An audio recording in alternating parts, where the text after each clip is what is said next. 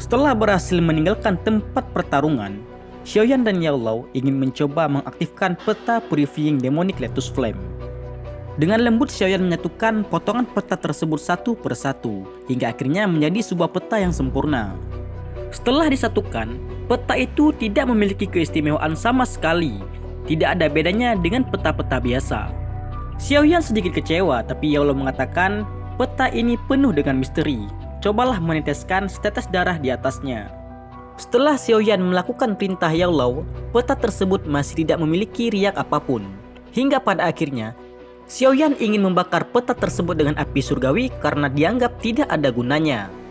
Tetapi yang membuat mereka heran, peta itu tidak terbakar sama sekali. Yao Lao menyuruh Xiaoyan untuk meningkatkan nyala apinya ke tingkat yang lebih tinggi dan lebih panas. Dan kegembiraan terungkap di mata semua orang ketika mereka melihat mulai muncul garis-garis di atas peta. Pada saat tertentu, peta kuno itu tiba-tiba berguncang. Banyak garis-garis dan corak-corak aneh mulai bermunculan. Yao Lao mengatakan kalau itu adalah tulisan-tulisan kuno dan kode yang harus dipecahkan. Ia mengatakan, 2 bulan muncul bersamaan dan 9 bintang sejajar mengacu pada fenomena alam yang khusus. Namun kejadian ini hanya muncul setiap 1000 tahun sekali. Hari di mana Purifying Demonic Lotus Flame muncul di dunia. Jika kita menghitung tahun, 997 tahun telah berlalu. Dengan kata lain, hanya tersisa 3 tahun lagi. Yao Lao juga menyarankan, dalam 3 tahun Xiaoyan harus mencapai ke kelas Doseng. Jika tidak, dia hanya bisa melihat Purifying Demonic Lotus Flame muncul tanpa bisa memilikinya. Xiaoyan menghela nafas tanpa daya. Dia melirik peta kuno yang tersisa di nyala api, mengulurkan tangannya ke dalam api untuk mengambilnya kembali. Tapi saat dia melakukan kontak dengan peta kuno, gambar teratai iblis di atasnya tiba-tiba bergerak. Teratai iblis itu tampak seolah-olah hidup karena berubah menjadi cahaya yang melesat ke titik di antara alis Xiaoyan. Cailin, Yao Lao, dan Xiao Yixian sangat kaget melihat perubahan yang tiba-tiba terjadi. Xiaoyan segera menutup matanya. Ia menggunakan kekuatan spiritualnya yang sangat besar untuk mengendalikan cahaya tersebut. Cahaya tersebut tidak memberikan reaksi apapun. Tapi di saat kekuatan spiritual Xiaoyan mulai mengepungnya, tiba-tiba cahaya itu memberontak. Dengan cepat Xiaoyan membentuk penghalang dengan kekuatan spiritualnya. Tapi hal itu sia-sia. Klaster cahaya tersebut dengan mudahnya menghancurkan pertahanan Xiaoyan dan menembus ke arah jiwa Xiaoyan. Kemudian tubuh Xiaoyan menegang dan tiba-tiba ia terengah-engah dan mulai membuka matanya. Yao Lao bertanya, apa yang sebenarnya terjadi? Xiaoyan hanya bisa menggelengkan kepalanya. Ia berkata, tidak peduli sekuat apapun aku mencobanya, aku tetap tidak bisa mengeluarkan cahaya tersebut. Yao Lao menghela nafas lega dan ia berkata, saya takut seorang telah memasuki tubuh Anda. Beberapa ahli kuno mungkin sudah mati secara fisik, tetapi roh mereka tertinggal. Selain itu, jika roh cukup kuat, ia akan mampu melahap jiwa orang lain dan menempati tubuh itu. Xiaoyan berkata, setelah melakukan kontak dengan cahaya tersebut, aku hanya mendapatkan beberapa informasi dari 4 kata, yaitu Purifying Demonic Lotus Sign. Yao Lao yang mendengarnya langsung memikirkan apa maksud dari kata-kata tersebut. Sampai pada akhirnya Yao Lao berkata, itu adalah pemilik dari Purifying Demonic Lotus Flame, ahli top benua Daoqi yang paling dekat dengan tingkat Daodi. Peta kuno ini kemungkinan adalah sesuatu yang ditinggalkan oleh Purifying Demonic Lotus Sign. Yao Lao mengingatkan Xiaoyan untuk sekali lagi, dalam 3 tahun ini dia harus menaiki tingkat Doseng. Kalau tidak, dia hanya akan menjadi budak api dari Purifying Demonic Lotus Flame. Karena hanya 3 peringkat api terkuat yang bisa menggunakan orang lain untuk menjadi budak apinya. Hal itu adalah sesuatu yang sangat sulit untuk dilakukan. Akan tetapi, jika Xiaoyan bisa mendapatkan hati Bodhisattva, maka dia bisa menaiki tingkat Doseng dalam waktu singkat. Xiaoyan menghela nafas lega dan kali ini dia harus pergi ke wilayah gurun kuno untuk mendapatkan hadi Bodhisattva. Selain itu, pohon kuno Bodhisattva telah dengan jelas menarik perhatian banyak faksi di dataran tengah. Tidak mudah untuk mendapatkan hati Bodhisattva. Setelah semuanya selesai, akhirnya mereka semua kembali ke pavilion bintang jatuh. Singkat cerita, Xiaoyan telah sampai di pavilion bintang jatuh. Ia duduk dengan tenang di sebuah ruangan dan hendak melatih tubuh kaca kingkong. Xiaoyan mengeluarkan gulungan tersebut dan beberapa informasi melonjak dalam pikiran Xiaoyan. Tubuh kaca kingkong adalah teknik Dao yang mengubah tubuh seseorang menjadi logam yang tidak dapat ditembus atau dihancurkan. Singkat cerita, setengah bulan telah berlalu saat Xiaoyan sedang melatih tubuh kaca King Kong. Dalam kurun waktu tersebut, Central Plains mengalami kekacauan yang sangat luar biasa karena kemunculan pohon kuno Bodhisattva. Semua faksi mengirimkan ahli-ahli terbaik mereka untuk mendapatkan hati Bodhisattva. Sedangkan di dalam pavilion bintang jatuh, suasana yang tenang tiba-tiba menjadi mencekam saat terjadi sebuah ledakan yang sangat besar. Para tetua sudah bersiap-siap untuk menyerang orang yang melakukan kekacauan di dalam pavilion bintang jatuh. Dari ledakan itu, muncullah tubuh berwarna emas yang sangat besar.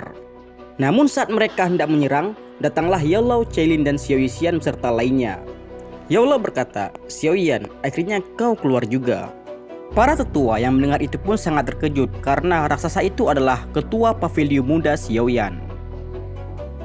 Setelah Xiaoyan berhasil melatih tubuh kaca King Kong, Yaolao mengirim Xiaoyan beserta beberapa orang untuk pergi ke wilayah tanah gurun kuno. Sedangkan Yaolao akan tetap berada di dalam pavilion bintang jatuh untuk berjaga-jaga.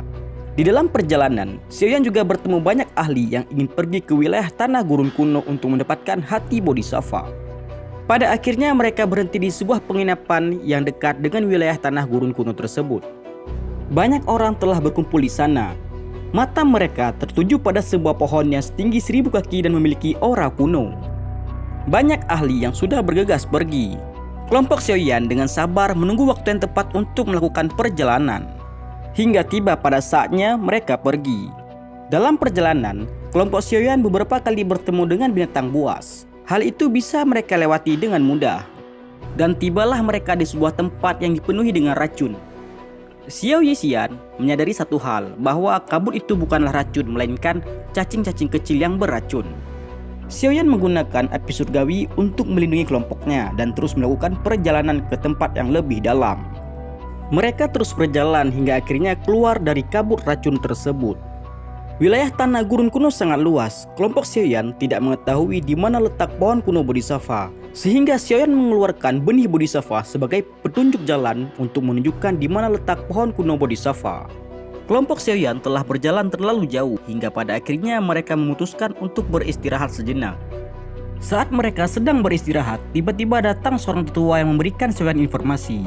Ia mengatakan bahwa di belakang mereka ada kelompok dari Sekte Langit yang Mendalam. Mereka berencana untuk menghabisi orang-orang dari Sekte Bunga. Menanggapi hal itu, Xiaoyan mengajak kelompoknya untuk membantu Sekte Bunga menghadapi Sekte Langit yang Mendalam. Scene berpindah ke tempat di mana Sekte Bunga berada.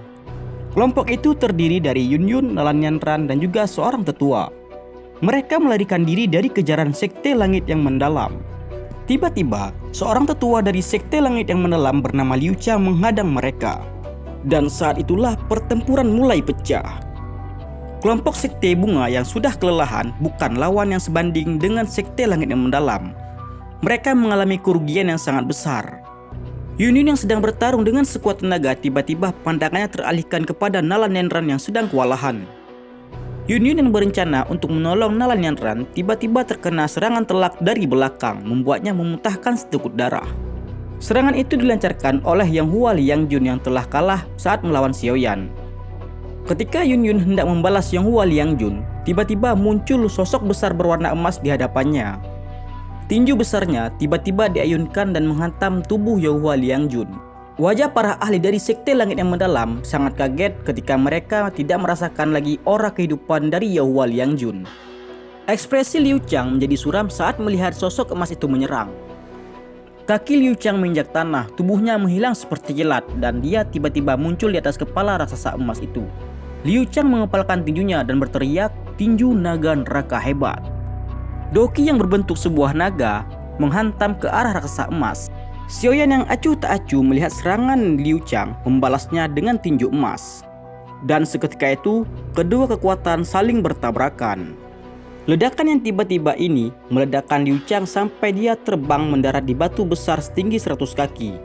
Batu besar itu mengeluarkan suara retakan, akhirnya itu berubah menjadi debu batu di tengah suara yang dalam. Kejutan segera terungkap di mata para ahli di sekitarnya dari Sekte Langit yang Mendalam ketika mereka melihat bahwa Liu Chang bahkan tidak dapat menerima satu pukulan dari raksasa emas misterius itu. Mereka jelas menyadari kekuatan Liu Chang. Dia memiliki kekuatan yang berada di puncak kelas Dozun bintang 9. Liu Qiang bersusah payah berjuang untuk bangkit. Dia mengusap bekas darah di sudut mulutnya dan dengan marah meraung, menyuruh semua anggotanya untuk menyerang Xiaoyan. Ekspresi Yun Yun berubah saat melihat kelompok Liu Qiang menyerang pada saat yang bersamaan. Xiaoyan membalas dengan tinju emas raksasanya.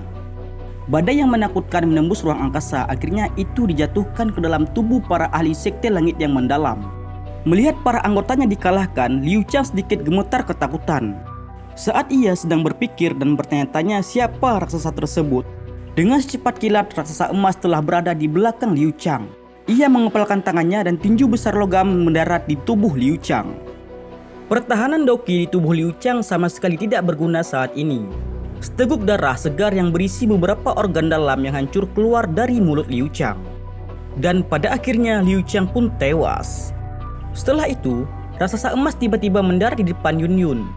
Mata emasnya yang dingin acuh tak acuh menatap orang berjubah hitam yang telah berhasil melarikan diri. Namun tak lama kemudian, orang berjubah hitam itu pun jatuh ke tanah dengan keras tanpa nyawa. Dan setelah itu muncullah sosok Medusa yang dikenali oleh Yun Yun. Tubuh raksasa emas juga mulai menyusut. Nalan Yanran dan Yun Yun sangat kaget saat melihat raksasa emas tersebut yang bukan lain adalah Xiaoyan.